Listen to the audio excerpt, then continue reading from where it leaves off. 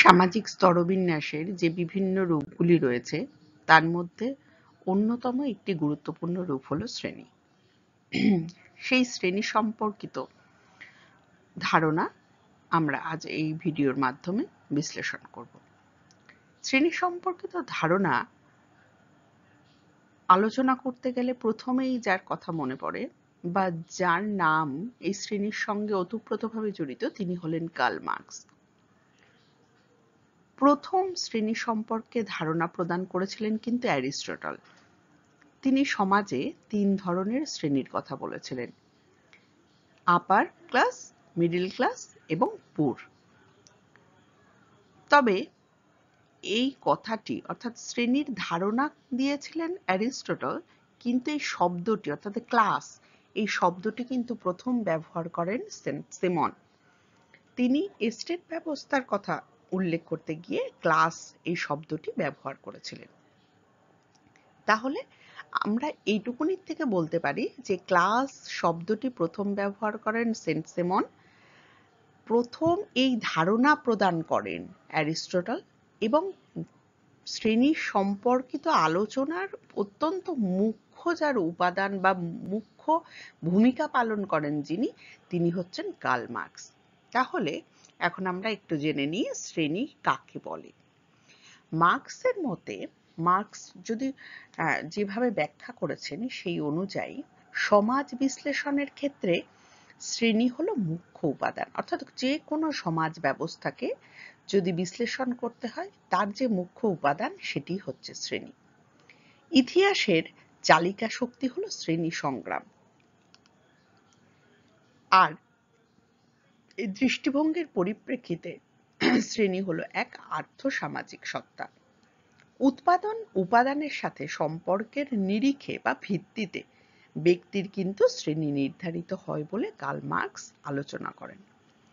তার মতে অর্থাৎ মার্কসের মতে সমাজে 2 ধরনের শ্রেণী উল্লেখ পাওয়া যায়, একটি হচ্ছে বুর্জোয়া আর একটি হচ্ছে প্রোলেতারিয়েত।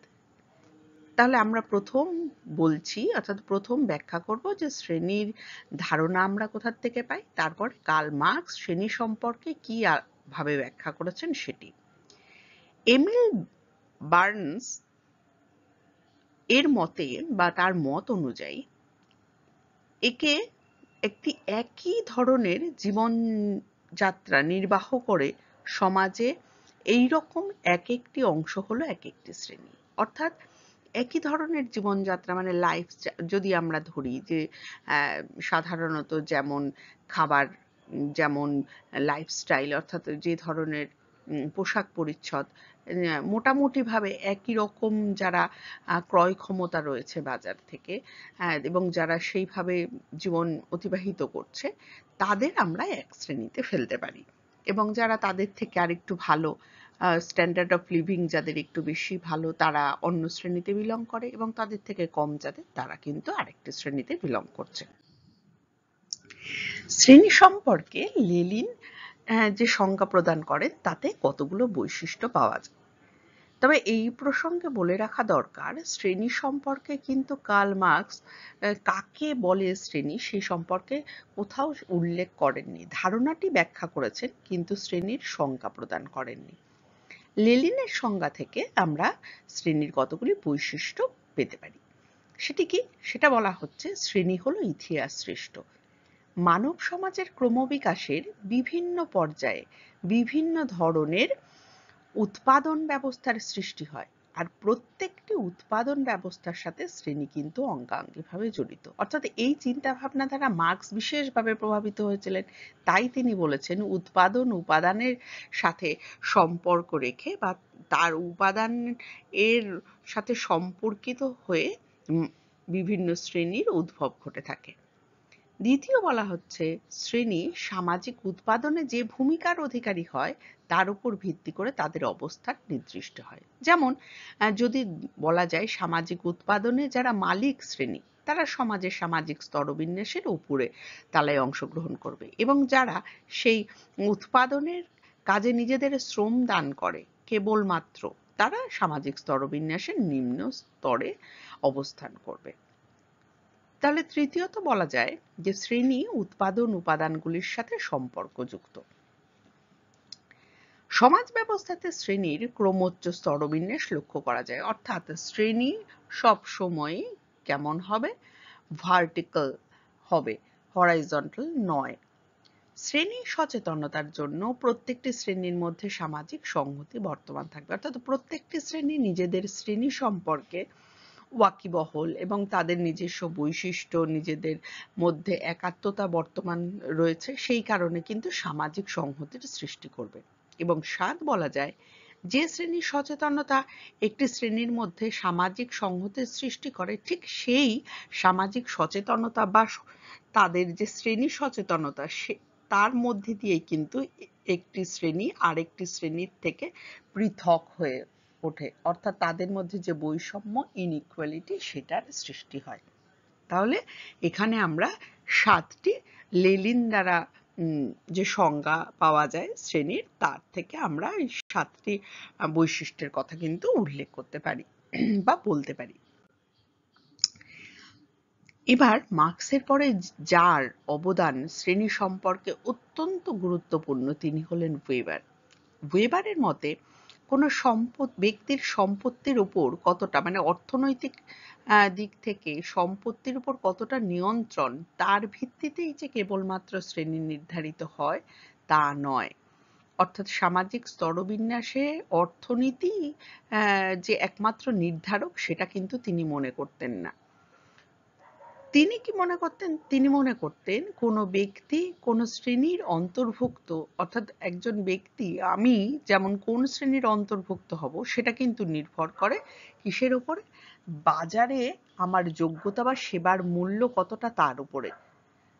তাহলে সামাজিক স্তরবিন্যাসে সেই ব্যক্তির অবস্থান কোথায়, যে কোনো সমাজ ব্যবস্থাতে সেটা নির্ধারণ করে সামাজিক স্তরবিন্যাসে তার অবস্থান। প্রত্যেকটা সমাজে প্রত্যেকটা মানুষের সেবার মূল্য কিন্তু সমান হয় না, ভিন্ন ভিন্ন হয়। যেমন একজন ডাক্তারের সেবার মূল্য একজনের একটা কেরানি যিনি, তার সেবার মূল্যের থেকে কিন্তু সম্পূর্ণ আলাদা, অর্থাৎ তার বেশি। সেই সেবার মূল্যের অবস্থানের জন্য কিন্তু সামাজিক স্তরবিন্যাসে তার অবস্থান সমাজ ব্যবস্থায় সামাজিক স্তরবিন্যাসের উপরে হবে। এবার তিনি আবার পুনরায় বলেন যে সম্পত্তি ছাড়াও, অর্থাৎ এই যে আগেই বলেছিলেন যে অর্থনীতি একমাত্র নির্ধারক নয়, তাই তিনি বলছেন যে শুধুমাত্র সম্পত্তি ছাড়াও ক্ষমতা এবং মর্যাদার উপরে ভিত্তি করে কিন্তু সমাজে সামাজিক স্তরবিন্যাস নির্ধারিত হয়।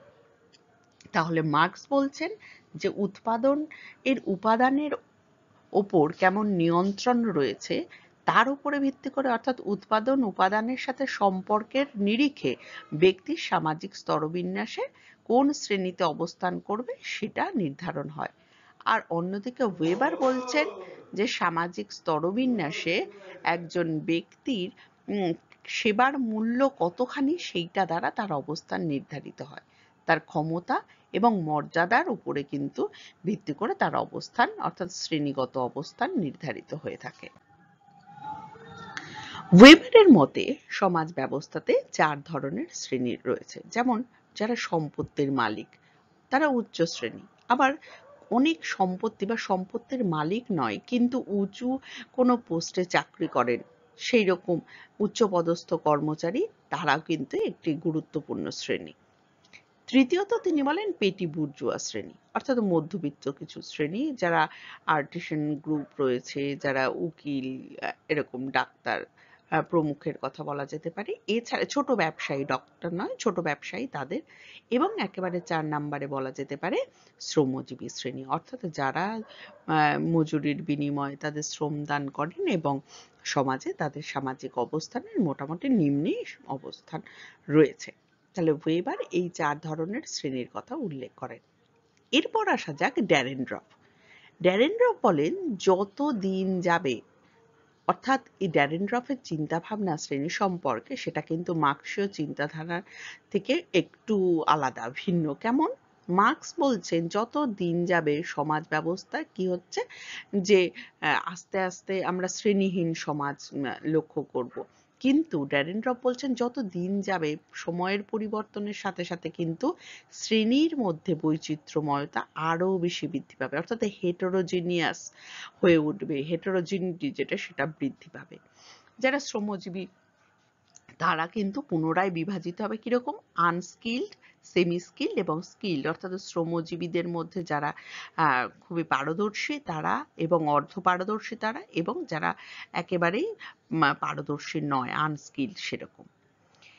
এরপরও অধ্যাপক গিডেন্সের কথা বলা যেতে পারে। অধ্যাপক গিডেন্স ক্লাস সম্পর্কে আলোচনা করতে গিয়ে তিনি সমাজ ব্যবস্থায় 3 ধরনের শ্রেণীর কথা উল্লেখ করেন। একটি হচ্ছে মধ্যবিত্ত, একটি হচ্ছে উচ্চবিত্ত এবং একটি নিম্নবিত্ত। তাহলে মধ্যবিত্তদের অবস্থান স্বাভাবিকভাবেই সমাজের সামাজিক স্তরবিন্যাসের মধ্যবর্তী স্তরে হবে, এবং তাদের মূলত যারা প্রযুক্তিগত কলা কৌশল এর উপর মালিকানা রয়েছে সেরকম লোক, যাদের কালচারাল গ্রুপ যারা যারা শিক্ষা রয়েছে সেই রকম লোক, এবং যারা নিম্নবিত্ত যারা কায়িক পরিশ্রম দান করে সেরকম, আর উচ্চবিত্ত হচ্ছে যাদের উৎপাদন উপকরণের মালিকানা রয়েছে সেই গ্রুপটি। অর্থাৎ গিডেন্স এইভাবে 3টে ভাগে ভাগ করেন।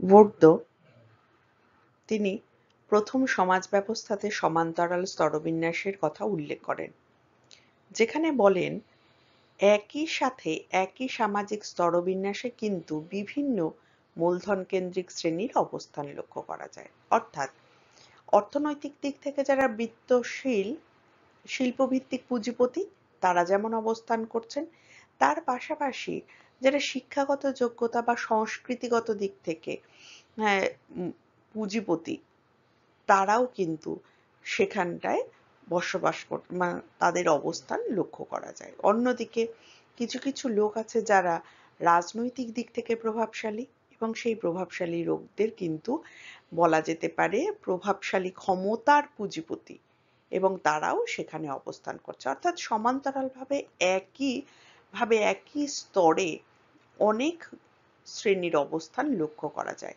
তিনি প্রথমেই সমান্তরাল স্তরবিন্যাসের কথা উল্লেখ করেন। তবে বিভিন্ন সমাজবিজ্ঞানীগণ বিভিন্ন দিক থেকে এই শ্রেণী সম্পর্কে আলোচনা করলেও এ বিষয়ে স্থির উপনীত হওয়া যায় যে বিভিন্ন সমাজ ব্যবস্থাতে কিন্তু বিভিন্ন ধরনের নির্ধারককে কেন্দ্র করে শ্রেণী গড়ে ওঠে।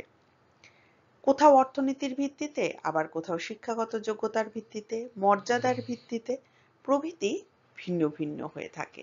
অর্থাৎ প্রতিটি শ্রেণী তাদের অবস্থানের পরিবর্তন ঘটাতে সক্ষম হয়।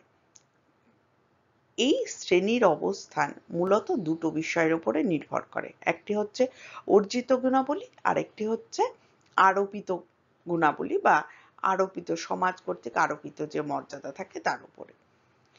অর্থাৎ অ্যাসক্রাইবড আর একটা হচ্ছে অ্যাচিভড। আধুনিক সমাজ ব্যবস্থাতে কোনো শ্রেণী সামাজিক স্তরবিন্যাসে তার অবস্থান কিন্তু পরিবর্তন ঘটাতে সক্ষম হয় অর্জিত মর্যাদার ভিত্তিতে বা অ্যাচিভ এর মাধ্যমে। অ্যাচিভ করলে শিক্ষাগত যোগ্যতা অ্যাচিভ যদি করে, যদি অর্থনৈতিক দিক থেকে বিত্তবান হয়ে ওঠে, তাহলে তার অবস্থার পরিবর্তন ঘটে। আবার বদ্ধ সমাজ ব্যবস্থা যদি থাকে তাহলে শ্রেণী মূলত কি হবে, আরোপিত মর্যাদার উপরেই নির্ভর করে তার অবস্থান নির্ভর করবে। যেমন জাতিভিত্তিক স্তরবিন্যাসকে কেন্দ্র করে বিভিন্ন শ্রেণী গড়ে ওঠে। এটি তার উদাহরণ হিসেবে আলোচনা করা যেতে পারে, গুরুত্বপূর্ণ। তাহলে শ্রেণী আসলে মূলত আমরা এইভাবেই শ্রেণী সম্পর্কে আলোচনা করব। যদি ভিডিওটি পছন্দ হয় তাহলে অবশ্যই লাইক এবং আমার চ্যানেলটিকে সাবস্ক্রাইব করুন পরবর্তী ভিডিওগুলিকে দেখবার জন্য। নমস্কার।